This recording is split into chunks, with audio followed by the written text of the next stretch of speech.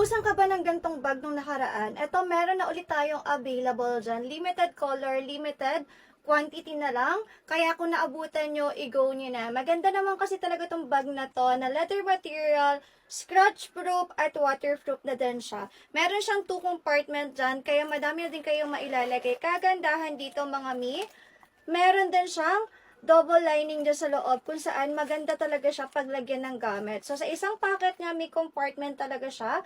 Ayan, pwede kayong magtago dito at naka-zipper na din siya. At ito naman yung isa pang compartment.